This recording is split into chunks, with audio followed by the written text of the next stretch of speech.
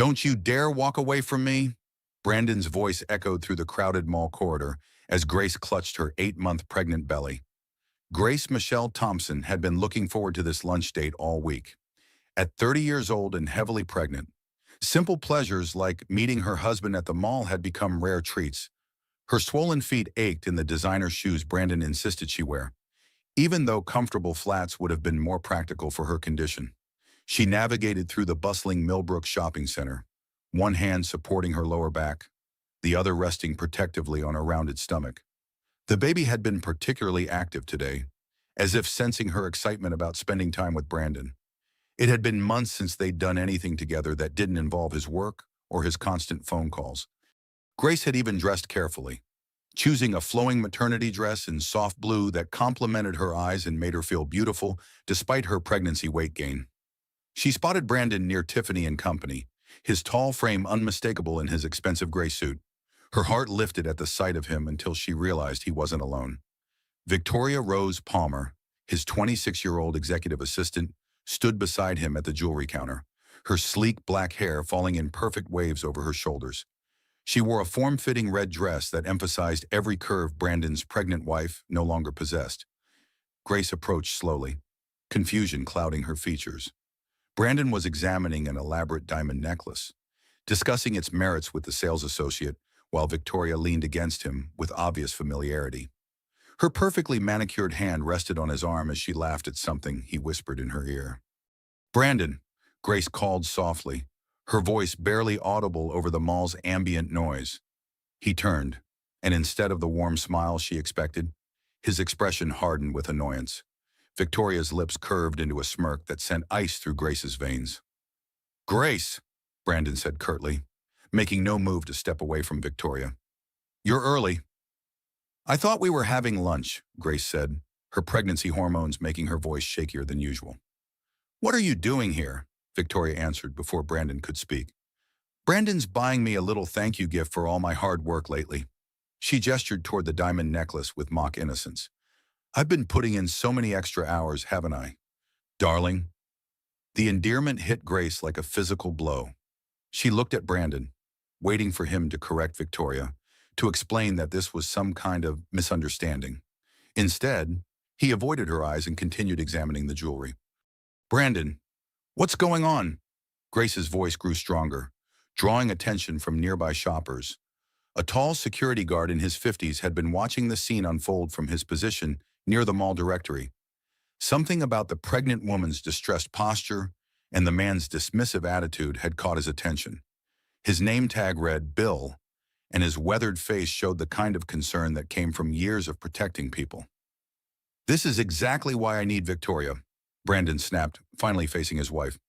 "You've become impossible since you got pregnant. Everything has to be about you and your needs." Grace gasped, stumbling backward as if he'd struck her. Several shoppers had stopped to stare, their conversations dying as they sensed drama unfolding. The security guard moved closer, positioning himself where he could intervene if necessary. "Brandon, how can you say that?" Grace's eyes filled with tears. "I'm carrying your baby."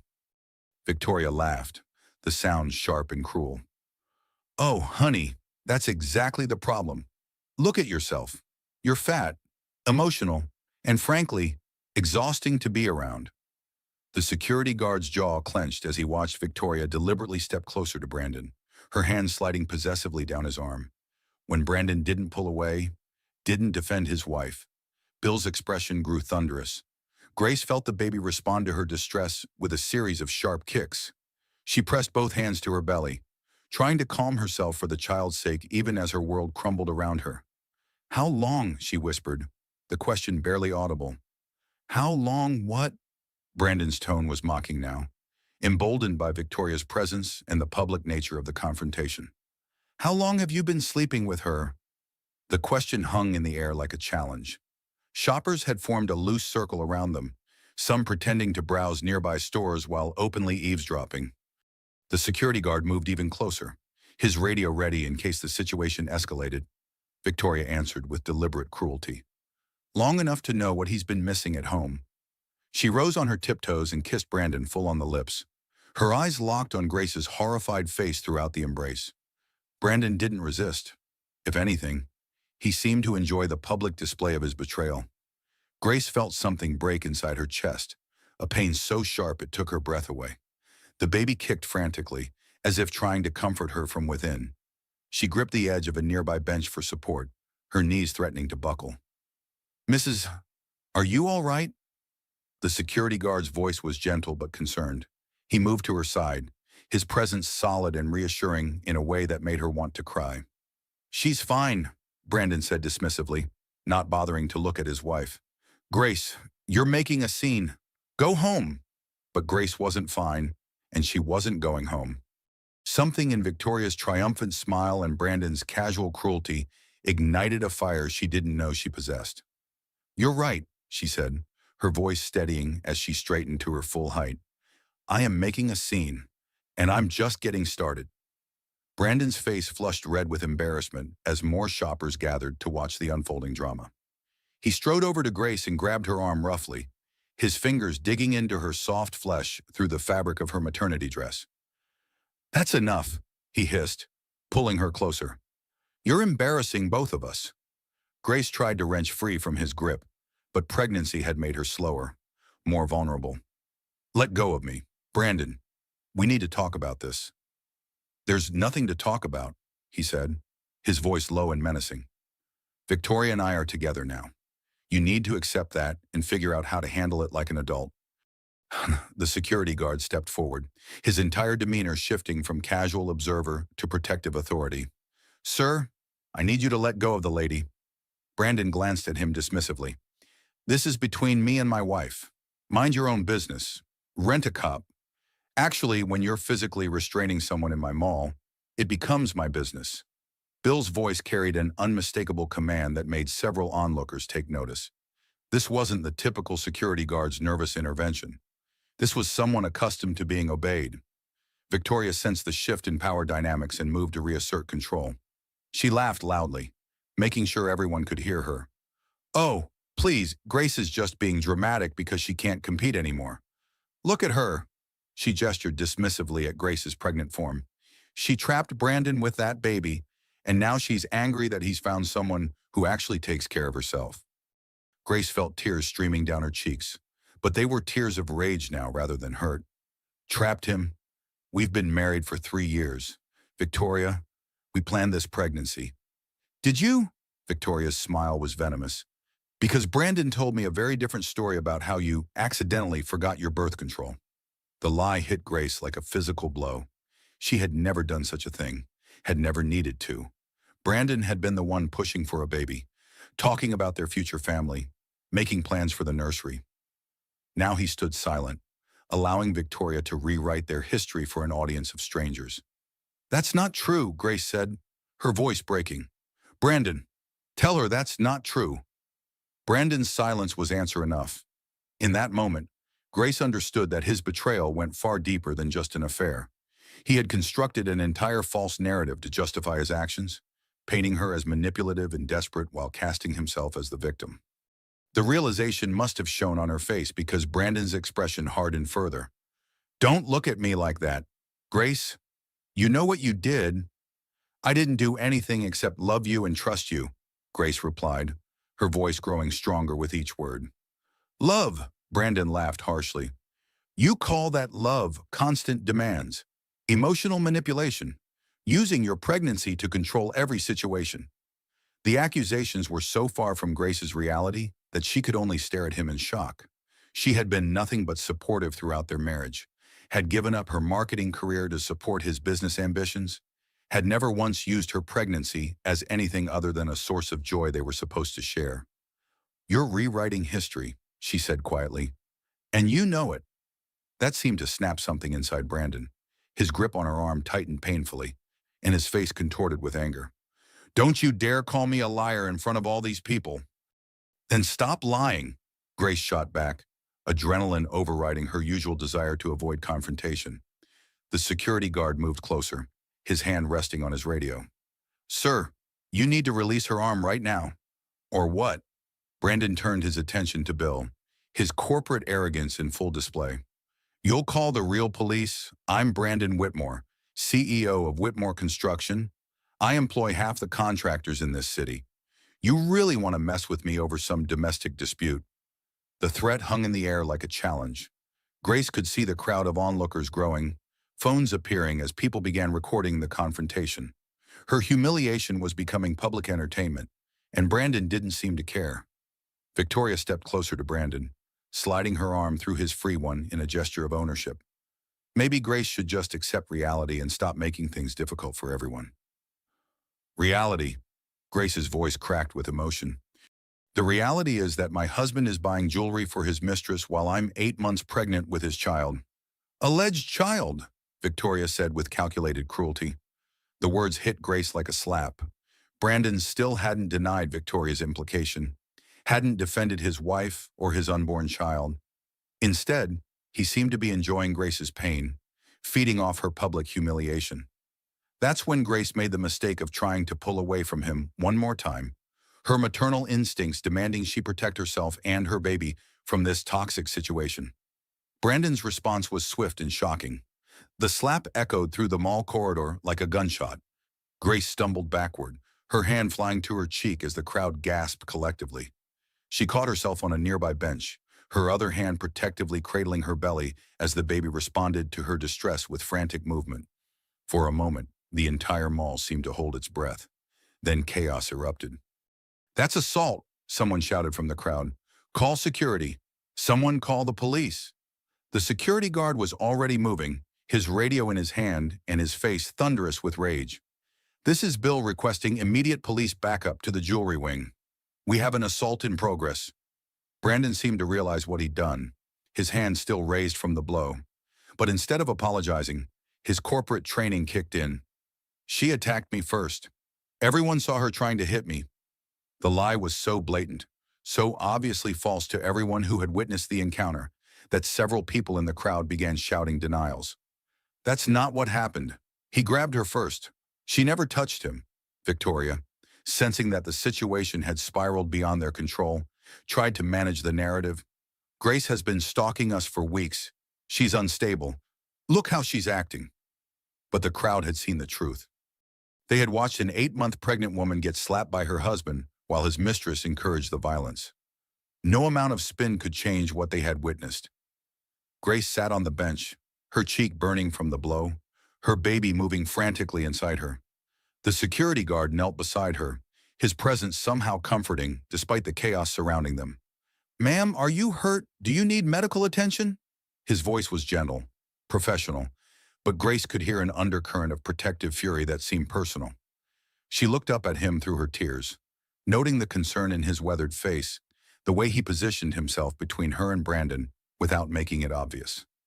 There was something about him that felt safe in a way nothing else had in months. "I don't understand," she whispered, the words meant for herself but audible to him. "How did my life become this?" The security guard's expression softened further. "Sometimes the people we trust most are the ones who hurt us worst," he said quietly. "But that doesn't mean you're alone." Grace looked into his eyes and saw something she hadn't expected: recognition. Not recognition of her face, but recognition of her situation, her pain, her need for protection. It was as if he understood exactly what she was going through in a way that went beyond professional duty. Behind them, Brandon was arguing with other mall security who had arrived in response to Bill's radio call. Victoria was on her phone, probably calling lawyers or trying to manage the public relations disaster they had created. But Grace found herself focusing on the kind eyes of the security guard who had stepped in to protect her when her own husband had become her attacker. "What's your name?" she asked softly. "Bill," he replied, his voice equally quiet. "And I'm going to make sure you're safe. Mrs. Whitmore, I promise you that." There was something in the way he said it that made Grace believe him completely. Officer Janet Mills arrived within minutes, her patrol car's lights flashing as she pulled up to the mall's main entrance. She was a veteran officer who had seen her share of domestic disputes, but something about the radio call had suggested this situation was different. Bill had maintained his position near Grace, never leaving her side despite the chaos erupting around them. Brandon had grown increasingly agitated, demanding to know why he was being treated like a criminal when he was clearly the victim of his unstable wife's public breakdown. "This is ridiculous," Brandon declared as Officer Mills approached. I'm Brandon Whitmore, CEO of Whitmore Construction. My wife is having some kind of pregnancy-related emotional episode, and this security guard is completely overreacting. Officer Mills looked around at the crowd of witnesses, noting their expressions and the way they had positioned themselves. In domestic situations, bystanders often revealed more than the participants about what had actually occurred. I'm going to need to speak with everyone involved, she said calmly. Let's start with what happened here. Before Brandon could launch into his prepared narrative, several witnesses began speaking at once. He slapped her. She's pregnant, and he hit her right in front of everyone. That woman with him was encouraging it. Officer Mills held up her hand for quiet, then looked at Bill. You called this in? Yes, ma'am, Bill replied, his tone respectful but confident. I witnessed Mr. Whitmore physically restrain his wife, then strike her across the face when she attempted to free herself. That's not what happened, Victoria interjected, stepping forward with her phone in her hand. I have connections at the mayor's office. This is harassment of a prominent businessman. Bill's expression didn't change, but something in his posture shifted. Officer Mills, who had been dealing with entitled civilians for 20 years, recognized the subtle signs of someone who wasn't impressed by threats or political connections. Ma'am, I'm going to need you to step back while I conduct my investigation, Officer Mills told Victoria firmly. Do you know who I am? Victoria demanded. I know who you are now, Bill said quietly, his voice carrying an undertone that made Victoria step back involuntarily. The question is, do you know who you just threatened? There was something in his calm delivery that made both Brandon and Victoria pause. This wasn't the typical rent-a-cop they had dismissed. This was someone who spoke with quiet authority, someone who wasn't intimidated by corporate titles or political connections. Officer Mills, meanwhile, had knelt beside Grace, who was still sitting on the bench with her hand protectively over her belly. Mrs. Whitmore, are you injured? Do you need medical attention? Grace touched her cheek, which was already beginning to swell. I think I'm okay. The baby's been moving a lot since it happened. We should have you checked out at the hospital, just to be safe, Officer Mills said gently. Stress during pregnancy can be dangerous for both you and the baby. That's not necessary, Brandon said quickly. Grace is fine. She's always been dramatic about these things. The casual dismissal of his wife's well-being in front of a police officer showed either remarkable arrogance or complete stupidity. Officer Mills made a note in her notepad. Mr. Whitmore, I need you to step over here with me, she said, standing and moving away from Grace. We need to discuss what happened. As Brandon began his version of events, embellishing Grace's alleged aggression and minimizing his own actions, Bill remained beside Grace. She found his presence oddly comforting, as if he understood something about her situation that went beyond what he had witnessed. Thank you, she said softly. You don't need to thank me, Bill replied. No one should have to endure that kind of treatment, especially not when they're vulnerable. Grace studied his profile, noting the strong jawline and the way his eyes never stopped scanning their surroundings, as if constantly assessing for threats. You're not like other security guards. A slight smile crossed his face. I've had some experience with difficult situations. Military, something like that. His answer was vague, but Grace sensed there were depths to this man that his uniform and badge didn't reveal. Victoria had moved closer to where Brandon was speaking with Officer Mills, clearly trying to coordinate their story. She kept glancing back at Grace and Bill with increasing frustration, as if their calm composure was disrupting her plans.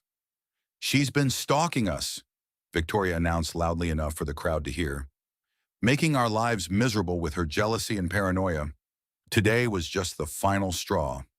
Several witnesses immediately contradicted her version of events, describing what they had actually seen.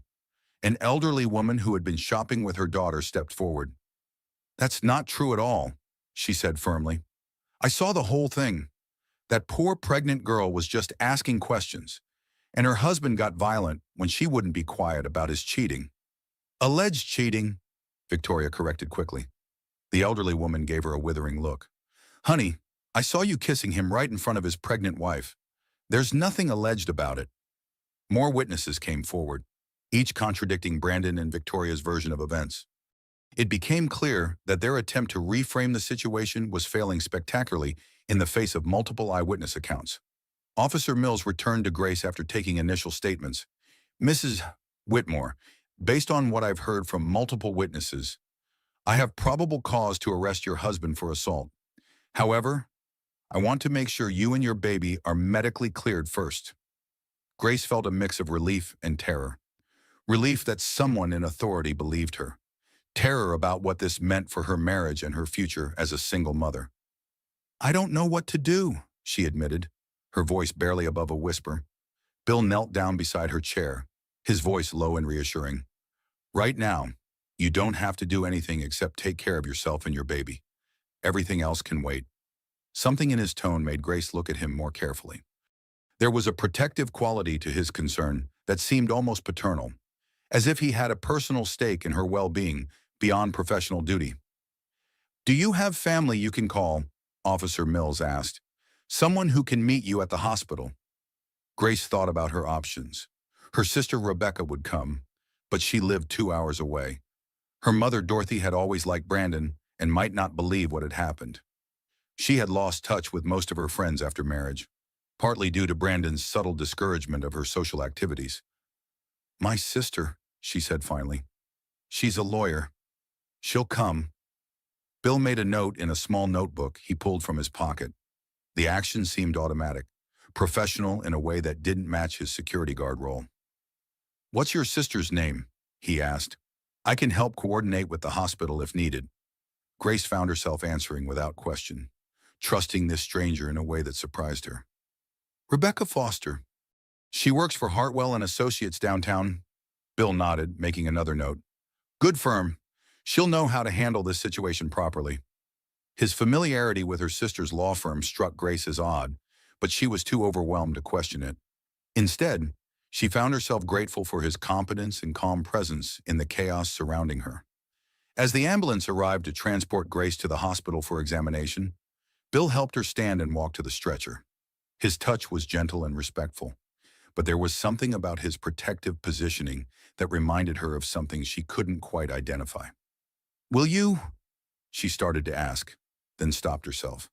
She had no right to ask this stranger to accompany her. I'll follow in my car, Bill said, answering her unspoken question. I need to give my full statement to the police, but I want to make sure you're all right first. As the ambulance doors closed, Grace caught sight of Brandon being led away in handcuffs while Victoria shouted at Officer Mills about lawyers and lawsuits and political connections. But her attention was drawn to Bill, who was already on his phone making calls that sounded far too important and authoritative for a mall security guard. For the first time in hours, Grace allowed herself to hope that maybe, just maybe, she wasn't as alone as she had thought. The emergency room at Millbrook General Hospital buzzed with typical Monday afternoon activity, but Grace found herself in a private examination room within minutes of arrival. The efficiency with which she was processed seemed unusual, though she was too worried about her baby to question it. Dr. Sarah Coleman, the attending physician, was a woman in her early 50s with kind eyes and gentle hands. She performed a thorough examination while monitoring the baby's heartbeat, asking questions about Grace's stress levels and physical symptoms. Your blood pressure is elevated, which is concerning given your advanced pregnancy, Dr. Coleman explained as she reviewed Grace's chart. The baby's heartbeat is strong, but I want to keep you for observation for a few hours to make sure everything stabilizes. Grace nodded, relief washing over her at the news that her baby was unharmed. She had been terrified that the stress and trauma might have affected the child she had wanted so desperately. Is there someone I can call for you? Dr. Coleman asked. Your husband. Perhaps. My husband is the reason I'm here, Grace said quietly, touching her still tender cheek. Dr. Coleman's expression grew more serious. I see. What about other family? My sister is driving down from Hartford. She should be here soon. And, Through the small window in her room, Grace could see Bill in the waiting area, still making phone calls. He had changed out of his security uniform into street clothes, and she was struck by how different he looked. The casual jeans and button-down shirt he now wore were expensive, well-tailored in a way that suggested significantly more income than a security guard typically earned. Dr. Coleman followed her gaze. Is that gentleman family? No, he was working security at the mall. He helped me when Grace trailed off, not sure how to explain the situation. When your husband assaulted you, the direct question surprised Grace. She had expected to have to convince medical staff of what had happened, to face the same skepticism Brandon and Victoria had tried to create. Yes, Bill stepped in to protect me. I don't really know him, but he's been incredibly kind. Dr. Coleman made a note in Grace's chart. Well, he's made quite a few phone calls on your behalf. The hospital administration received calls from some very influential people requesting that you receive the best possible care. Grace frowned. I don't understand. I don't know any influential people. Apparently someone does. Dr. Coleman's smile was knowing. Sometimes help comes from unexpected places. A knock on the door interrupted their conversation. Bill peered in, his expression concerned but respectful. Mrs. Whitmore, I'm sorry to disturb you. I wanted to check on how you're feeling before I give my statement to the detective. Detective? Grace asked. Yes, ma'am. Officer Mills called in a detective to handle the case given the circumstances. This is being treated as a serious domestic assault. Grace felt a mix of validation and fear. Validation that what happened to her was being taken seriously. Fear about the implications for her future. What circumstances? Bill exchanged a look with Dr. Coleman before answering. Your husband's public profile makes this a high-visibility case. The mall security footage is very clear, and there were dozens of witnesses. The prosecutor's office wants to make sure everything is handled properly. There was something in the way he spoke about prosecutors and legal procedures that suggested familiarity beyond what a security guard would typically possess. Grace filed the observation away with her growing list of questions about this man who had become her unlikely protector. I should probably call Rebecca and let her know what's happening, Grace said, reaching for her phone. Already done, Bill said gently. I spoke with her office. She's on her way and should be here within the hour. Grace stared at him. How did you get her contact information? Bill seemed to realize he had overstepped somehow. You mentioned her firm earlier. It was easy enough to look up. The explanation made sense, but Grace couldn't shake the feeling that there was more to it. Bill seemed to anticipate her needs before she expressed them, to have resources and connections that didn't match his apparent position. Dr. Coleman cleared her throat diplomatically. I'll give you both some privacy while I check on your test results. Mrs. Whitmore, try to rest. Stress isn't good for either you or the baby. After she left, Bill pulled a chair closer to Grace's bed. How are you really doing? And please, don't say you're fine. The gentle concern in his voice nearly brought tears to her eyes. After years of Brandon dismissing her feelings and needs, having someone genuinely care about her well-being felt overwhelming. I'm scared, she admitted. I don't know what happens now. I don't know how I'm going to raise this baby alone, or where I'm going to live, or how I'm going to support myself. You're not alone, Bill said firmly, and you're stronger than you think. How can you know that you don't even know me? Bill was quiet for a long moment, and Grace had the strange impression that he was carefully considering his words. Sometimes we can see strength in others, even when they can't see it in themselves. Before Grace could respond, her phone rang. Rebecca's number appeared on the screen, and Grace answered quickly. Rebecca, thank God. Grace, honey, are you all right? I got a call from the hospital saying you were in the emergency room. What happened? Grace began explaining the events at the mall, her voice breaking as she described Brandon's betrayal and violence. Rebecca listened with the focused attention of a lawyer and the protective fury of an older sister. That bastard, Rebecca said when Grace finished. I'm almost there. Don't sign anything. Don't agree to anything. And don't talk to anyone from Brandon's legal team without me present. He has a legal team already. If he doesn't, he will soon. Men like Brandon don't go down without a fight, especially when their reputations are at stake. After ending the call, Grace looked at Bill, who had been listening to her side of the conversation with interest. Can I ask you something? She said. Of course. Why are you still here? Your shift at the mall must be over, and you've already given your statement. You don't owe me anything. Bill considered the question carefully. Everyone deserves protection when they're vulnerable, especially when the people who should be protecting them are the ones causing harm. There was something personal in his tone, as if he spoke from experience. Grace found herself studying his face more carefully, noting the laugh lines around his eyes and the silver threading through his dark hair. He was probably in his late 50s, old enough to be her father, but there was nothing paternal about his concern. It was more like the protective instinct of someone who understood exactly what she was going through. "Have you ever been married?" she asked, surprising herself with the personal question. Pain flickered across Bill's features. "Yes, a long time ago." "What happened?" "I made mistakes, put work ahead of family, lost the things that mattered most." He met her eyes. "That's why I recognize strength when I see it.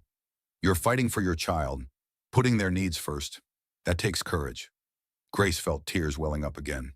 "I don't feel courageous. I feel terrified and alone." "Being terrified and doing the right thing anyway is the definition of courage," Bill said quietly. Before Grace could respond, there was a commotion in the hallway, raised voices, including one she recognized all too well. Brandon had arrived, and he was demanding to see his wife. Bill's entire demeanor changed instantly. He stood and moved to position himself between Grace and the door, his body language shifting from gentle caregiver to protective guardian. "Stay calm," he told Grace. "No one's going to hurt you here." The conviction in his voice was absolute, and despite everything that had happened, Grace found herself believing him completely. Rebecca Foster arrived at the hospital like a force of nature, her designer suit and briefcase marking her as someone accustomed to taking charge of difficult situations. At 45, she was 5 years older than Grace and had spent her career defending women in domestic violence cases. The moment she saw her sister's swollen cheek and frightened expression, her professional and personal protective instincts merged into something formidable. "Where is he?" Rebecca demanded, embracing Grace carefully.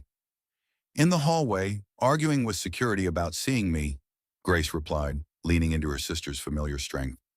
Rebecca's attention immediately shifted to Bill, who had stepped back respectfully but remained alert to the situation in the corridor. "You must be the security guard who helped my sister?" "Bill Thompson," he said, extending his hand. "I'm glad you're here. Grace needs family support right now." Rebecca shook his hand while studying him with a lawyer's trained observation. "Thompson, are you related to Grace?" "No, ma'am. Just someone who was in the right place at the right time." Something in his answer made Rebecca pause, but before she could pursue it, Brandon's voice grew louder in the hallway. He was demanding his rights as Grace's husband, threatening legal action against the hospital, and insisting that he was the victim of a conspiracy. "I need to see what we're dealing with," Rebecca said, moving toward the door. Bill caught her arm gently.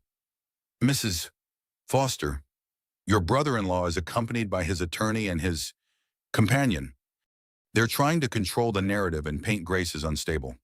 The fact that Bill knew Rebecca's name without being introduced wasn't lost on her, but she filed it away for later questioning. Right now, her priority was protecting her sister. "What exactly did you witness at the mall?" she asked. Bill's account was precise and detailed, delivered with the kind of objective clarity that suggested experience giving testimony. He described not only Brandon's assault, but also the systematic emotional abuse that had preceded it, Victoria's deliberate cruelty, and the crowd's shocked response to the violence. "There's security footage from multiple angles," he added, "and at least 24 witnesses who recorded parts of the incident on their phones." Rebecca nodded approvingly. "Good. That makes this case much stronger." She turned to Grace. "Honey, I know this is difficult, but I need to ask you some hard questions about your marriage." For the next 30 minutes, Rebecca conducted a thorough interview, documenting patterns of emotional abuse, financial control, and isolation that Grace had normalized over 3 years of marriage. Bill remained quietly present, occasionally offering tissues or water, his protective vigilance never wavering. "He cleaned out our joint accounts this morning," Grace revealed, the admission painful. "I tried to use my debit card for parking, and it was declined. When I called the bank, they said Brandon had transferred everything to an account in his name only." Rebecca's expression grew grimmer. "That's financial abuse and potentially theft, depending on the source of the funds." "There's more," Grace continued, her voice growing stronger as she shared her burden.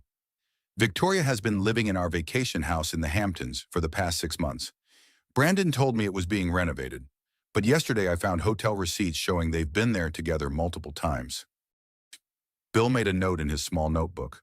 The action so automatic that Rebecca noticed immediately. "Mr. Thompson, are you writing a report?" she asked. Bill looked up, seeming to realize his behavior might appear unusual. "Just keeping track of details. In situations like this, documentation can be important." Rebecca's legal instincts were fully engaged now. "What kind of work did you do before mall security?" "Various things," Bill replied vaguely. "I've always been interested in helping people in difficult situations." Before Rebecca could probe further, Detective Maria Santos knocked on the door. She was a woman in her early 40s with compassionate eyes and the no-nonsense bearing of someone who had seen too much human suffering. "Mrs. Whitmore, I'm Detective Santos. I need to speak with you about what happened today." Grace recounted the events once more, with Rebecca taking notes and occasionally asking clarifying questions. Detective Santos recorded the interview while also documenting Grace's injuries with photographs. "Mr. Thompson," Detective Santos said when Grace finished, "I understand you were the first responder to this situation." "Yes, ma'am. I was working security at the mall when I observed the assault." Detective Santos consulted her notes. "Officer Mills mentioned that you seem to have significant experience handling crisis situations. What's your background?" Bill's pause was almost imperceptible, but both Rebecca and Detective Santos caught it. "I've had various jobs over the years. Crisis management, risk assessment, that sort of thing." It was a truthful answer that revealed nothing specific, delivered with the skill of someone accustomed to deflecting inquiries about his background. Dr. Coleman returned with Grace's test results, interrupting the increasingly tense questioning. "Mrs. Whitmore, your blood pressure has stabilized, and the baby shows no signs of distress. However, I want you to follow up with your obstetrician within 24 hours. "What about Brandon?" Grace asked. "Is he still trying to see me?" Detective Santos answered. "He's been arrested and charged with assault in the 3rd degree. He made bail an hour ago, but has been issued a restraining order requiring him to stay at least 500 feet away from you." Relief flooded through Grace, followed immediately by new anxiety. "What about the house? All my things are there." "We can arrange for a police escort to retrieve your belongings," Detective Santos said. "But you'll need somewhere else to stay tonight?" "She can stay with me," Rebecca said immediately. Bill cleared his throat. "Actually, that might not be the safest option. Mr. Whitmore knows where Mrs. Foster lives and works. If he violates the restraining order, he'll look there first." Both women stared at him. Rebecca voiced what they were both thinking. "How do you know where I live and work?" Bill seemed to realize he had revealed too much. "I may have done some research after Mrs. Whitmore mentioned you were her sister and an attorney. In situations like this, it's important to understand all the players." "What kind of research?" Rebecca's lawyer instincts were in full alert mode now. "Public records, professional directories, basic background information." The explanation was plausible but incomplete. Rebecca made a mental note to run her own background check on Bill Thompson as soon as possible. "Then where do you suggest Grace stay?" she asked. "I know a safe house that specializes in protecting women in domestic violence situations. It's secure, staffed 24 hours, and completely confidential." Detective Santos nodded approvingly. "That's probably the best option until we see how Mr. Whitmore responds to the charges." Grace felt overwhelmed by the rapid changes in her life. This morning she had been a married woman preparing for lunch with her husband. Tonight she would be in a safe house for domestic violence victims, preparing to raise her child alone. "I don't know how to thank you," she said to Bill, tears threatening again. "You don't need to thank me," he replied. "Just focus on taking care of yourself and your baby." As Grace prepared to be discharged, Bill stepped into the hallway to make a phone call. Rebecca followed him, her protective instincts now focused on this mysterious man who seemed to know too much and care too deeply about her sister's situation. "Who are you really?" she asked directly. Bill met her eyes steadily. "I'm someone who wants to see your sister and her baby safe and protected." "That's not an answer. It's the only answer I can give you right now." Rebecca studied his face. noting the lines of pain and regret that spoke of personal loss and hard-won wisdom. Whatever his story was, she sensed it was complicated and possibly tragic. "If you hurt her," she began. "I would rather die than see her hurt again," Bill said with quiet intensity. The declaration was so heartfelt, so personal, that Rebecca stepped back in surprise. This wasn't the protective instinct of a good Samaritan. This was something deeper, more personal, more invested. But before she could question him further, Grace appeared in the doorway, ready to leave the hospital and begin the next chapter of her dramatically altered life. The safe house was a converted Victorian mansion in a quiet residential neighborhood, indistinguishable from the family home surrounding it. Grace arrived there that evening with Rebecca and Bill, carrying only a small bag of essentials that Rebecca had retrieved from the house under police escort. Margaret Williams, the facility director, was a woman in her 60s who radiated both maternal warmth and steel backbone strength. She welcomed Grace with the practiced compassion of someone who had helped hundreds of women escape dangerous situations. "You're safe here," Margaret assured Grace as she showed her to a comfortable room on the second floor. "We have 24-hour security, and our location is completely confidential." Grace sank into the chair by the window, exhaustion finally overwhelming her. The events of the day felt surreal, as if they had happened to someone else. This morning she had been Mrs. Brandon Whitmore, respected wife of a successful CEO. Tonight she was a domestic violence victim hiding from her husband. "I keep thinking I'm going to wake up and this will all be a nightmare," she admitted to Rebecca and Bill. "I know it feels overwhelming," Rebecca said, sitting on the bed beside her. "But you did the right thing. You protected yourself and your baby." Bill remained near the door, as if sensing that the sisters needed space for private conversation. But Grace found his quiet presence comforting in a way she couldn't explain. "What happens now?" Grace asked. Rebecca pulled out her legal pad, which was now covered with notes and lists. "Several things need to happen quickly. First, we need to secure your financial situation. Brandon's attempt to hide assets before the assault suggests this was planned." "Planned?" Grace felt sick at the implication. "The timing is too convenient. He empties your accounts, then publicly humiliates you at the mall. This wasn't a moment of passion. Grace, this was calculated." Bill stepped forward slightly. "What kind of assets are we talking about?" Rebecca consulted her notes. "Their house is worth approximately $800,000. Brandon's business is more difficult to value, but based on public contracts, it's substantial. Then there are investments, retirement accounts, the vacation property." "The vacation property where Victoria has been living," Grace added bitterly. "Right. We need to document everything before Brandon can hide more assets." Rebecca looked at Bill. "You mentioned earlier that you had experience with this kind of investigation." Bill nodded carefully. "I have some familiarity with financial fraud cases. Asset concealment is a common tactic in domestic disputes." There was something in his tone that suggested more than casual familiarity, but Grace was too tired to pursue it. The baby had been active all evening, responding to her stress with constant movement that made sleeping impossible. "I should let you both get some rest," Bill said, noting Grace's exhaustion. "Will you?" Grace started, then stopped herself. She had no right to ask him to stay involved in her problems. "I'll check on you tomorrow," he said, answering her unspoken question. "And I'll be available if you need anything tonight." After he left, Rebecca turned to her sister with concern. "Grace, I need to ask you something, and I want you to think carefully before you answer. Okay? Is there any chance you knew Bill before today? Any chance you've met him somewhere else?" Grace considered the question seriously. There was something familiar about Bill, something that made her feel safe in a way that went beyond gratitude for his help, but she couldn't place where that familiarity came from. "I don't think so. Why? He knows too much about you, about our family, about legal procedures, and the way he looks at you." Rebecca paused, choosing her words carefully. "It's not the way a stranger looks at someone they just helped." "What do you mean? Why? He looks at you like he cares about you personally. Not like a good Samaritan who did his civic duty, but like someone who has a personal stake in your well-being." Grace thought about Bill's gentle concern, his protective positioning, the way he seemed to anticipate her needs. He told me he'd been married before, that he'd made mistakes and lost what mattered most to him. Did he say anything else about his past? No. He deflects personal questions. Grace looked at her sister.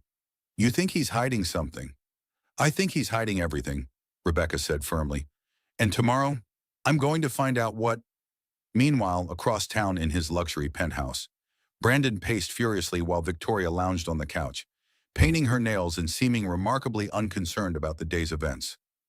This is a disaster, Brandon said for the 10th time. Do you realize what this could do to my reputation? To my business? Relax, Victoria said without looking up. So you slapped your crazy pregnant wife. It happens. We'll spin it as self-defense. Claim she attacked you first. There were witnesses, Victoria, and security cameras. Witnesses can be discredited. Security footage can be unclear.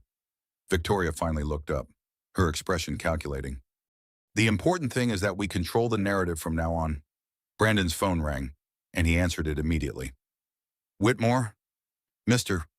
Whitmore, this is James Morrison from Morrison, Davis & Associates. I understand you need legal representation. Brandon felt some of his tension ease. Morrison was one of the city's most expensive criminal defense attorneys, specializing in protecting wealthy clients from the consequences of their actions. Yes, I need this situation contained immediately. I've already reviewed the preliminary reports. The charges are serious, but manageable. However, there are some concerning developments. What kind of developments? Your wife has retained Rebecca Foster as her attorney. Foster has a reputation for being particularly aggressive in domestic violence cases. But more concerning is that someone with significant resources appears to be supporting her case. Brandon frowned. Grace didn't have wealthy friends or family. Her parents had been middle class, and her sister, while successful, wasn't wealthy enough to mount an expensive legal campaign. What do you mean, significant resources? The hospital bills were paid in full immediately. She's been placed in the city's most exclusive safe house, which has a waiting list months long, and someone has already started a forensic audit of your financial records. That's impossible. Grace doesn't have access to our accounts anymore. Mr. Whitmore, whoever is backing your wife has resources that dwarf your construction company. This isn't just about domestic charges anymore. If they find irregularities in your business practices, Brandon's blood ran cold. His company's success had involved cutting corners, bribing inspectors, and using substandard materials to increase profit margins. If someone conducted a thorough investigation, find out who's helping her, he ordered. I'll do what I can, but Mr. Whitmore, you need to prepare for the possibility that this goes far beyond a simple assault charge. After ending the call, Brandon stared out at the city lights, trying to figure out who could be supporting Grace. She had been so isolated during their marriage, so dependent on him for everything. Where would she find a powerful ally? Victoria appeared beside him, having overheard enough of the conversation to understand the implications. Maybe we underestimated little Gracie, she said thoughtfully. What do you mean? I mean, maybe your mousy wife isn't as helpless as we thought. Brandon felt a chill of premonition. If Grace had hidden resources, hidden connections, then everything he thought he knew about his wife might be wrong. And if he was wrong about that, then his carefully constructed plans might be falling apart faster than he could control. Back at the safe house, Grace lay in bed unable to sleep, her hands resting on her active baby. She thought about Bill's words. Sometimes we can see strength in others even when they can't see it in themselves. For the first time in years, Grace was beginning to believe that might be true. Grace woke to the sound of quiet conversation in the hallway outside her room. Through the partially open door, she could hear Margaret speaking to someone in low, respectful tones that suggested the visitor was important. She's had a difficult night, Margaret was saying. The baby was very active, and I don't think she slept much. I understand, came the familiar voice of Bill. I just wanted to check on her and bring some things I thought she might need. Grace sat up carefully, her back aching from the unfamiliar bed. Through the window, she could see it was still early morning, probably around 7 o'clock. She had dozed fitfully, her mind racing with worries about her future and questions about Bill's mysterious background. A soft knock on her door interrupted her thoughts. Grace, it's Bill. May I come in? She wrapped herself in the robe Rebecca had brought her and opened the door. Bill stood in the hallway holding several shopping bags and what appeared to be coffee and pastries from an expensive bakery. "I thought you might not have had proper breakfast," he said, his concern evident. "And I picked up some things from the department store that Rebecca mentioned you needed." Grace accepted the coffee gratefully, noting it was prepared exactly how she liked it, despite never telling him her preferences. "How did you know I take my coffee with cream and no sugar?" Bill paused in unpacking the bags. Lucky guess, it wasn't a lucky guess, and they both knew it. Grace studied his profile as he arranged the items he'd brought, noting again the familiar quality of his protective concern. "Bill, I need to ask you something directly, and I need you to be honest with me." He stopped what he was doing and met her eyes. "What do you want to know? Who are you really, and don't give me another vague answer about crisis management and helping people." Bill was quiet for a long moment, clearly struggling with how much to reveal. "Grace, there are some things about my past that are complicated. More complicated than being 8 months pregnant and hiding from my abusive husband." The question seemed to hit him with unexpected force. He sank into the chair across from her, his composure finally cracking. "I've made mistakes," he said quietly. "Terrible mistakes that hurt the people I loved most." "What kind of mistakes?" "I was so focused on building my career, on achieving success, that I ignored what really mattered. I missed birthdays, anniversaries, school plays. I was physically present but emotionally absent." Grace waited, sensing there was more. "My wife gave me ultimatums, tried to make me understand what I was losing. But I was arrogant, convinced that providing financial security was the same as providing love." His voice grew rougher with emotion. "By the time I realized what I'd done, it was too late. What happened? She left me, took our daughters with her, said they deserved better than a father who saw them as obligations rather than priorities." Grace felt her heart constrict with sympathy. "How long ago?" 18 years. Bill looked up at her, and she saw pain etched deep in his features. "I haven't seen my daughters since they were children." The admission hung between them, heavy with loss and regret. Grace began to understand the depth of Bill's protective instincts toward her. She represented something he had failed to protect in his own life. "What were their names?" she asked softly. "Grace and Rebecca." The words hit her like a physical blow. Grace set down her coffee cup with trembling hands, staring at this man who had seemed like a stranger, but now. "Grace Michelle and Rebecca Lynn," Bill continued, his voice barely above a whisper. "My ex-wife insisted on keeping my last name for the girls, even though she reverted to her maiden name, Thompson." Grace felt the room spinning around her, the familiar eyes, the protective instincts, the way he knew exactly how she liked her coffee, the ease with which he had contacted Rebecca, his knowledge of her childhood nickname. "Gracie Bird," she whispered, the endearment she hadn't heard in 18 years falling from her lips like a prayer. Bill's composure finally broke completely. Tears streamed down his weathered face as he nodded. "Hello, sweetheart." Grace couldn't move, couldn't breathe, couldn't process what was happening. Her father, the man who had disappeared from her life when she was 12 years old, had been protecting her in disguise. He had watched her husband assault her, had stayed by her side in the hospital, had arranged for her safety, all while she had no idea who he was. "You left us," she said, her voice cracking with 18 years of abandonment and hurt. "I didn't want to leave you," Bill said, reaching toward her, then stopping himself. "Your mother made it clear that unless I could prove I had changed, unless I could put family first, I wasn't welcome in your lives. So you just gave up." "No?" His voice grew stronger. "I never gave up. I've been watching over you and Rebecca your entire adult lives. Your college scholarship, your first job, the opportunities that came your way, I made sure you had chances to succeed." Grace stared at him in shock. "You've been manipulating my life for 18 years. I've been protecting it. There's a difference." The distinction that had seemed clear to him obviously wasn't clear to Grace. She stood abruptly, pacing to the window as she tried to process the magnitude of what he was telling her. "The security guard job at the mall. I own the building. I've been working different positions there for the past year. Waiting. Waiting for what?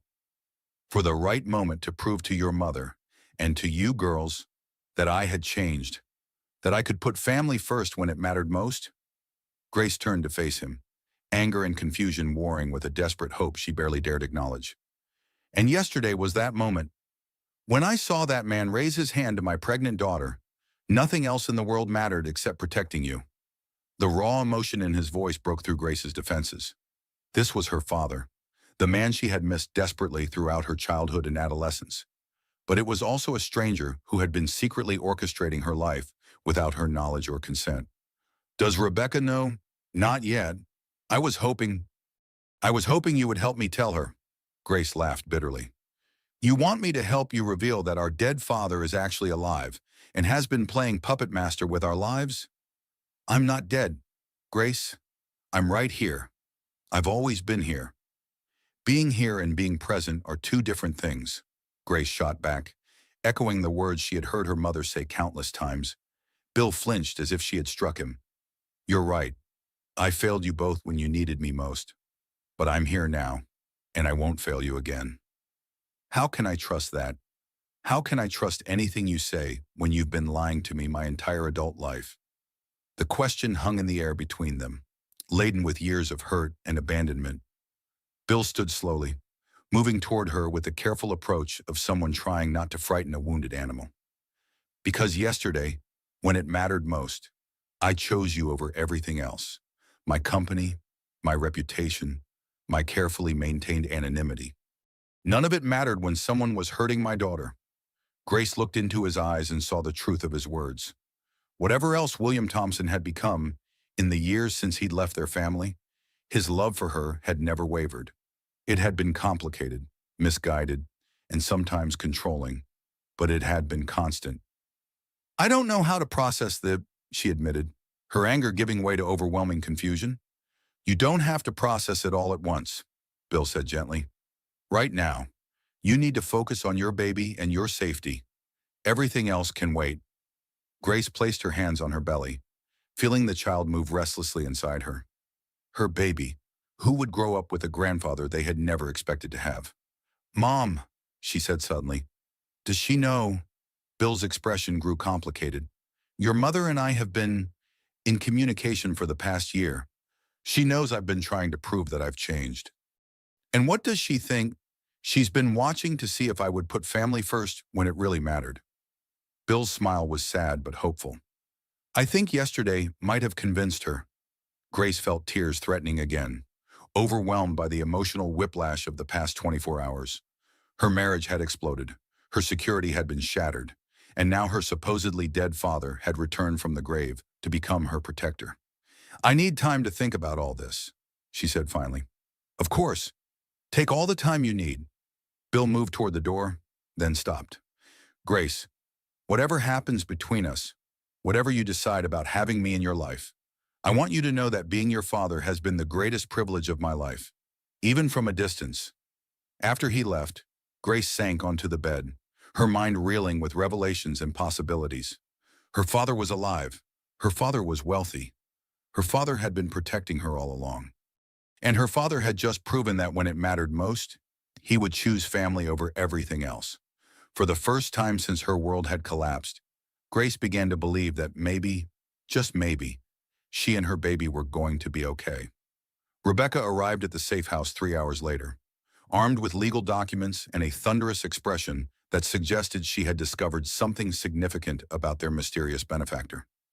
We need to talk, she announced, setting her briefcase on the small table with more force than necessary. Rebecca, there's something I need to tell you first, Grace began, but her sister held up a hand. Let me go first. I ran a background check on Bill Thompson last night. Rebecca pulled out a thick folder. Grace, he's not just some security guard with a helpful nature. He's William Thompson, CEO and founder of Thompson Holdings, one of the largest private investment firms in the country. Grace nodded slowly. I know. You know, Rebecca stared at her sister. How do you know? Because he told me this morning. He told me everything. Rebecca sank into a chair, her professional composure wavering. Everything. He's our father. Rebecca. The words hung in the air like a bombshell. Rebecca's face went through a series of expressions: disbelief, recognition, anger, and finally a kind of stunned acceptance. That's impossible. Dad died when I was 17. No, he didn't. He left because Mom gave him an ultimatum about choosing between his work and his family, and he chose wrong. He's been watching us ever since, waiting for a chance to prove he had changed. Rebecca was silent for a long moment, processing this revelation. As a lawyer, she was trained to evaluate evidence and adjust her theories accordingly. As a daughter who had mourned her father for over 20 years, the emotional impact was overwhelming. The scholarship money for your college, she said slowly. The job opportunities that seemed too good to be true. My first position at the law firm. All him, apparently. My God. Rebecca ran her hands through her hair. Do you realize what this means? Before Grace could answer, Margaret appeared in the doorway. I'm sorry to interrupt, but there's a gentleman here to see you both.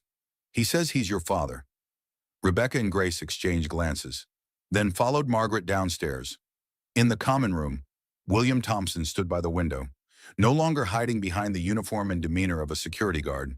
He wore an expensive suit that emphasized his successful transformation from the workaholic father they remembered to one of the country's most powerful businessmen. Hello, Rebecca, he said softly. Rebecca stared at him, seeing their father's features in the older, more weathered face. You son of a bitch, she whispered, then launched herself across the room to embrace him. The reunion was everything Grace had imagined and nothing like she'd expected. There were tears, recriminations, explanations, and slowly, tentatively, forgiveness. I've missed so much, William said, his voice thick with emotion. Graduations, careers, Grace's wedding. I wanted to be there for all of it. Then why weren't you? Rebecca demanded, the lawyer in her needing answers. Because your mother was right. I needed to prove I could put family first. Not just say it, but prove it through my actions. And yesterday was your proof. Yesterday was my moment of truth. When I saw Brandon raise his hand to Grace, nothing else mattered. Not my cover, not my business interests, not the years of careful planning, only protecting my daughter. Grace felt tears streaming down her cheeks as she watched her sister and father tentatively rebuild their relationship. But the emotional reunion was interrupted by Margaret, who appeared with a concerned expression. I'm sorry, but there's a situation developing outside. Several news vans have arrived, and there are reporters asking questions about Mrs. Whitmore. William's expression immediately shifted to protective mode. How did they find her? I don't know, but they're claiming to have information about yesterday's incident at the mall. Grace felt panic rising in her chest. The last thing she needed was media attention while she was trying to rebuild her life. I'll handle this, William said firmly, pulling out his phone. Grace watched in amazement as her father made a series of calls that demonstrated the full extent of his power and influence. Within minutes, he had mobilized security, contacted media relations specialists, and begun damage control measures that would have impressed a presidential campaign. The reporters will be cleared out within the hour, he reported, and I've arranged for alternative accommodations that will be completely secure and private. Alternative accommodations? Grace asked. My estate in Connecticut. It's private, secure, and large enough for you to be comfortable during the remainder of your pregnancy. Rebecca looked skeptical. Don't you think that's a bit much moving Grace to your house? Rebecca has a point, Grace said. I've just discovered you're alive. Moving in with you seems like a big step. William considered this carefully. What if Rebecca came too, at least initially, until you're comfortable with the arrangement? Before either sister could answer, Margaret returned with more urgent news. I've just received a call from the district attorney's office. Mr. Whitmore has hired a high-profile attorney who's claiming the assault charges are part of a conspiracy. What kind of conspiracy? Rebecca asked. They're alleging that Mrs. Whitmore has connections to organized crime and that yesterday's incident was staged to extort money from her husband. Horror. Grace felt the blood drain from her face. That's insane. How can they claim something so ridiculous? William's expression had grown cold and calculating. They're fishing. They know someone with significant resources is supporting you, and they're trying to create doubt about your credibility. Can they do that? Grace asked. Rebecca nodded grimly. Character assassination is a common defense strategy in domestic violence cases. They'll try to make you look like the aggressor or paint you as unstable. Then we need to get ahead of this, William said. I'm going to have my attorneys file a motion to expedite the criminal proceedings and simultaneously begin a civil suit for defamation. Grace stared at her father, watching him orchestrate a legal campaign with the same precision he had once brought to business deals. This was the side of him that had cost him his family the relentless focus on winning at all costs. Dad, she said quietly, using the word for the first time in 18 years. He stopped mid-conversation with his attorney and looked at her. I don't want to win this by destroying Brandon the way he tried to destroy me. I want justice, not revenge. William studied his daughter's face, seeing the strength and integrity that had somehow survived years of emotional abuse. This was his moment of choice. He could unleash his full power to obliterate Brandon Whitmore, or he could follow his daughter's lead and pursue a path of principled justice. What do you want me to do? He asked. I want you to help me build a new life, not tear down his old one. William nodded slowly, understanding that this was another test of whether he had truly learned to put family values ahead of his competitive instincts. Then that's what we'll do. As Grace watched her father adjust his strategy to align with her values rather than his own, she began to believe that maybe, just maybe, William Thompson really had changed. And maybe, just maybe, they could finally be a family again. 3 weeks later, Grace stood before a packed courtroom, 8.5 months pregnant, and radiating the kind of strength that comes from facing your worst fears and surviving them. The media attention had been intense, but William's security team had ensured her privacy while allowing her story to be told on her terms. Brandon sat at the defendant's table with his expensive attorney, looking nothing like the confident CEO who had struck his pregnant wife in public. The forensic audit of his company had revealed massive fraud, embezzlement, and safety violations that had put countless lives at risk. The mall assault had been the beginning of his downfall, not the end. Mrs. Whitmore, the prosecutor said gently, can you tell the court what happened on the afternoon of March 15th? Grace's voice was clear and steady as she recounted the events at the mall. She described Brandon's betrayal, Victoria's cruelty, and the moment when her husband's hand connected with her face in front of dozens of witnesses. And how did you feel when your husband struck you? The prosecutor asked. Shocked, Grace replied. Not just physically, but emotionally. This was the man I had trusted with my heart, my future, and my child's future. In that moment, I realized that everything I thought I knew about my marriage had been a lie. Brandon's attorney tried to discredit her testimony, suggesting she had provoked the assault and painting her as an unstable woman who had trapped Brandon with an unwanted pregnancy. But the security footage was unambiguous, the witness testimony overwhelming, and Brandon's own financial crimes spoke to a pattern of deceptive behavior that undermined any claim of victimhood. When Victoria took the stand in Brandon's defense, her testimony backfired spectacularly. Under cross-examination, she revealed the extent of their affair, the deliberate cruelty she had shown toward Grace, in her own involvement in hiding Brandon's fraudulent business practices. Miss Palmer, the prosecutor asked, did you encourage Mr. Whitmore to divorce his wife before the baby was born?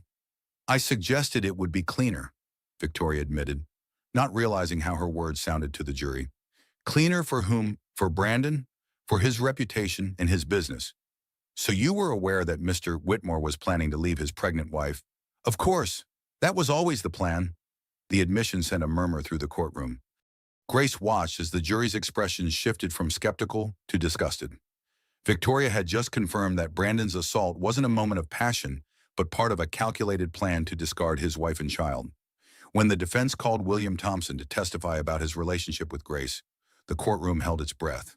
The revelation that the mysterious billionaire supporting Grace was her supposedly dead father had been a media sensation. Mr. Thompson, Brandon's attorney began, isn't it true that you orchestrated this entire situation to gain leverage over my client's construction company? William's response was measured and devastating. Sir, until 3 weeks ago, I didn't even know your client existed. My only concern was protecting my daughter and grandchild from a violent predator. But you do have business interests that compete with Mr. Whitmore's company. I have business interests in dozens of industries. That doesn't mean I conspire to have their executives arrested for domestic violence. The questioning continued. But William's credibility was unshakable. He had built an empire through legitimate means, his reputation was spotless, and his motivation for helping Grace was clearly personal rather than business-related. When Rebecca took the stand as a character witness for Grace, her testimony painted a picture of a loving sister who had sacrificed her own ambitions to support her husband's career. Grace gave up her marketing career to support Brandon's business, Rebecca told the jury. She never complained, never demanded recognition, never asked for anything except to be treated with basic respect and fidelity. During closing arguments, the prosecutor summarized the case with devastating clarity. This is not a complicated case. A successful businessman decided to replace his pregnant wife with a younger woman. When his wife discovered his betrayal and confronted him publicly, he responded with violence. The assault was witnessed by dozens of people and recorded on security cameras.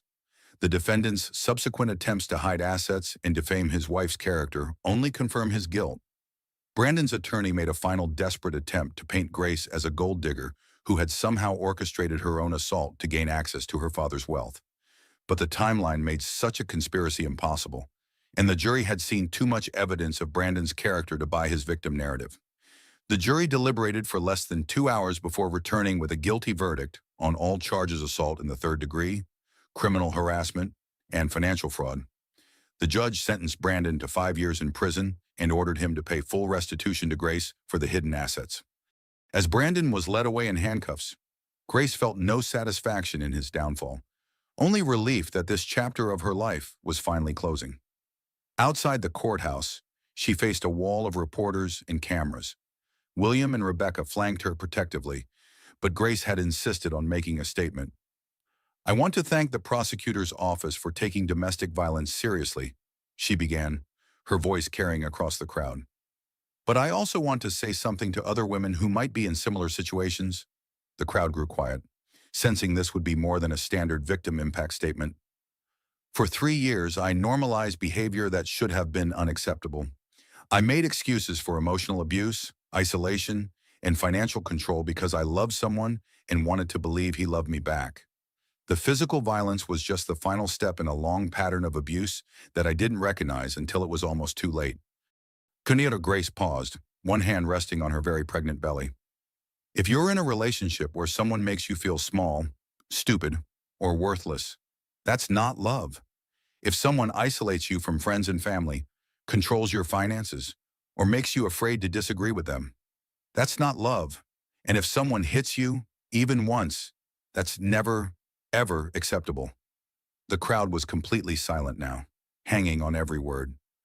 "I was lucky enough to have people who stepped in to protect me when I couldn't protect myself.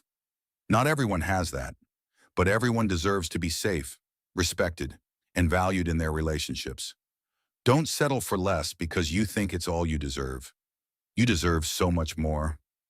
As Grace finished speaking, she felt a sharp pain in her lower abdomen. She gripped Rebecca's arm, trying to stay composed in front of the cameras. "Grace," Rebecca asked, noticing her sister's sudden pallor. "I think," Grace started, then gasped as another contraction hit. "I think the baby's coming." The crowd erupted as William immediately took charge, calling for his car while Rebecca supported Grace. The irony wasn't lost on anyone that Grace was going into labor on the day justice was finally served. As they rushed to the hospital, Grace felt a sense of poetic justice. Her daughter would be born on the day her father was finally held accountable for his crimes. It seemed like the perfect way to close one chapter and begin another. Emma Rose Thompson entered the world at 11:47 p.m. on the day of her father's conviction, as if she had been waiting for justice to be served before making her appearance. Grace held her daughter in her arms, marveling at the tiny perfect features and the way Emma seemed to study the world around her, with serious dark eyes that reminded Grace of her own father. "She's beautiful," William whispered, tears streaming down his weathered cheeks as he looked at his granddaughter for the first time. "She looks just like you did when you were born." Grace smiled through her exhaustion. "I don't remember you being there when I was born." "I was there," William said softly. "I held you just like this, made promises about being the best father in the world. I failed to keep those promises the first time around." He looked up at Grace, his eyes filled with determination and love. But I won't fail Emma, and I won't fail you again. Rebecca, who had been documenting every moment with her camera, lowered the device to wipe away tears. She's going to have the most interesting birth story ever. Born on the day justice was served, Dr. Coleman, who had delivered Emma, smiled as she completed her final checks. Both mother and baby are perfectly healthy. Emma weighed 7 pounds, 2 ounces, and she has excellent reflexes and strong lungs. As if to prove the doctor's point, Emma let out a healthy cry that filled the hospital room. Grace adjusted her position to comfort her daughter, feeling a fierce protective love that she had never experienced before. "I won't let anyone hurt you," she whispered to Emma. "You're going to grow up knowing that you're loved, protected, and valued." William reached out tentatively, and Grace nodded, allowing him to touch Emma's tiny hand. The baby's fingers immediately wrapped around his index finger with surprising strength. "Hello, sweetheart," William said softly. "I'm your grandfather. I know that's complicated, but I promise to spend the rest of my life earning the right to be in yours." Over the next few days, as Grace recovered in the hospital, she was amazed by the transformation in her father. The driven businessman who had once prioritized deals over family now rearranged his entire schedule around hospital visiting hours. He brought flowers daily, not for show, but because he remembered that Grace had always loved fresh flowers as a child. When Emma fussed, William walked the halls with her, quietly singing lullabies that Grace dimly remembered from her own childhood. When Grace struggled with breastfeeding, he researched lactation consultants and arranged for the best one in the city to provide private consultation. "You're different," Grace observed on her third day in the hospital, watching William rock Emma while she slept. "I'm the same person I always was," William replied. "I just finally have my priorities straight." "What changed?" William considered the question carefully. "Losing you and Rebecca taught me that success means nothing without people to share it with. I spent 18 years building an empire, but it felt empty because the people I loved most weren't in my life." He looked down at Emma, who was sleeping peacefully in his arms. "When I saw Brandon raise his hand to you, I realized I had a choice. I could maintain my careful anonymity and protect my business interests, or I could step forward and protect my daughter. For the first time in my adult life, the choice was easy." Dorothy Thompson arrived that afternoon, carrying a suitcase and wearing the kind of determined expression that Grace remembered from her childhood. At 56, Grace's mother was still a beautiful woman, though her hair was now silver and her face showed the lines of 20 years of single parenthood. "Mom," Grace said, struggling to sit up straighter in bed. Dorothy went straight to her daughter, embracing her carefully before turning attention to Emma. "Oh, sweetheart, she's perfect." "Dorothy," William said quietly from his position by the window. The reunion between Grace's parents was less dramatic than the father-daughter reconciliation had been, but more emotionally complex. These were two people who had loved each other deeply, divorced painfully, and spent 20 years learning to forgive themselves and each other. "William," Dorothy replied, her tone neutral but not hostile. "Thank you for coming. Did you think I would miss meeting my granddaughter?" Dorothy took Emma from William's arms with practiced ease. "Besides, someone needs to help Grace navigate this transition." Grace watched her parents interact, noting the careful politeness that suggested years of tentative communication. "How long have you two been talking?" "About a year," Dorothy admitted. "Your father reached out when he learned you were pregnant. He wanted permission to be involved in some way." "And what did you tell him?" Dorothy looked at William, then back at Grace. "I told him that he would have to prove he had changed, that words weren't enough anymore. And yesterday proved it. Yesterday proved that when it mattered most, he chose family over everything else." Turner and Dorothy's voice softened. "That's all I ever wanted from him." Rebecca arrived with legal documents for Grace to sign, officially changing her name back to Thompson and establishing a trust fund for Emma that would ensure her financial security regardless of what happened with Brandon's assets. "The civil suit is moving forward," Rebecca reported. "Brandon's company is being liquidated to pay restitution to the families affected by his fraudulent construction practices. You should receive a substantial settlement." Grace nodded, but her attention was focused on Emma rather than money. Financial security was important, But what mattered most was that her daughter would grow up in a family that prioritized love over profit. Dr. Coleman released Grace from the hospital on a Friday afternoon, and William's security team escorted them to his estate in Connecticut. The house was a sprawling colonial mansion set on 50 acres of private land, with gardens, walking trails, and enough space for multiple generations to live comfortably. "This is where you grew up?" Grace asked, looking around the elegant foyer. "No," William replied. "I bought this after your mother left me. I kept thinking that if I built the perfect family home, somehow I could convince you all to come back." The admission was heartbreakingly honest. Grace looked around at the carefully appointed rooms, the family photos that had been removed when she and Rebecca left, the nursery that had been prepared with meticulous attention to detail. "You prepared a nursery? I hoped—" William's voice trailed off. "I hoped that someday I might have grandchildren to spoil." Grace felt tears threatening again. This house wasn't just a mansion. It was a monument to lost time and hoped for redemption. Over the following weeks, Grace settled into a routine that felt surprisingly natural.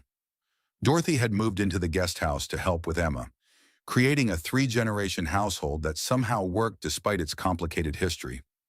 William proved to be a devoted grandfather, taking night feedings when Grace was exhausted, baby-proofing the entire mansion before Emma was even mobile, and reading to her from classic literature with the same intensity he had once brought to board meetings. "She's too young to understand Dickens," Grace observed one afternoon, finding William reading Great Expectations to a 2-week-old Emma. "It's never too early to develop good taste in literature," William replied seriously, then grinned when Grace laughed.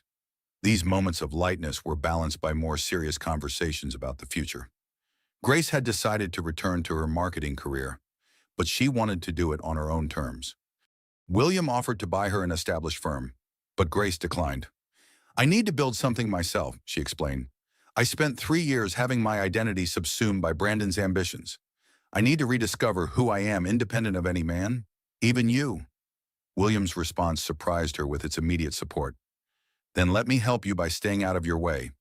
But if you ever need anything, advice, connections, financial backing, just ask." The offer was made without conditions or expectations, a stark contrast to Brandon's controlling approach to her career. Grace began to understand the difference between supportive partnership and manipulative control. 6 months after Emma's birth, Grace opened Thompson Marketing Solutions in a small office downtown. She specialized in helping women-owned businesses develop their brand identity and reach their target markets. The work was fulfilling in a way her previous job had never been, because it allowed her to help other women achieve independence. Rebecca had also made changes in her life, leaving her prestigious law firm to open a practice focused on family law and domestic violence cases. She worked closely with Grace's foundation, which provided support and resources for pregnant women escaping abusive relationships. The foundation was housed in a renovated building that William had donated, but Grace insisted on running it according to her own vision rather than his business model. It was another test of whether he had truly learned to support rather than control. On Emma's first birthday, the entire extended Thompson family gathered at William's estate for a celebration. Grace watched her daughter take her first tentative steps across the lawn, reaching for the grandfather who had become her devoted caretaker. "She's going to be walking before we know it," Dorothy observed, settling beside Grace on the terrace. "I can't believe how fast this year has gone," Grace replied. "Sometimes it feels like the mall incident happened yesterday, and sometimes it feels like a lifetime ago." "Do you ever regret how it all turned out?" Grace considered the question carefully. A year ago, she had been married to a successful CEO, living in a beautiful house with what appeared to be a perfect life. Now she was a single mother running her own business, living with her parents and sister on her father's estate. "I regret that Emma will grow up without knowing her father," Grace said finally. "But I don't regret leaving Brandon, and I definitely don't regret finding Dad again." William appeared beside them, carrying a giggling Emma, who had grass stains on her birthday dress and frosting in her hair. "Someone got into her cake a little enthusiastically," he reported, settling Emma on Grace's lap. Grace looked at her father, noting the complete contentment in his expression. This man who had once commanded boardrooms and negotiated million-dollar deals now found his greatest joy in making his granddaughter laugh. "Are you happy?" she asked him, Happier than I have any right to be, William replied. I got a second chance that most people don't get. I'm not wasting it. Emma babbled something that sounded vaguely like Grandpa and reached for William, who immediately scooped her up again. Grace watched them walk back toward the party, William pointing out flowers and birds with the patience of someone who had learned that the smallest moments were often the most important. As the sun set over the Thompson estate, Grace reflected on the journey that had brought her to this moment. A year ago, she had been trapped in a marriage that was slowly destroying her spirit. The public humiliation and assault that had seemed like the worst moment of her life had actually been the catalyst for the best year she had ever experienced. She had reclaimed her independence, rebuilt her relationship with her father, strengthened her bond with her sister, and given her daughter a loving extended family. Most importantly, she had discovered her own strength and resilience. The sound of laughter drew her attention back to the party, where Emma was being passed among relatives who competed to make her smile. This was what family was supposed to look like, not perfect, but real, not without conflict, but willing to work through it, not afraid of vulnerability, but committed to protecting each other. Grace stood and walked back toward her family, knowing that whatever challenges lay ahead, she would face them with the support of people who loved her unconditionally. Emma would grow up knowing she was wanted, valued, and protected by a family that had learned to put love before pride and connection before control.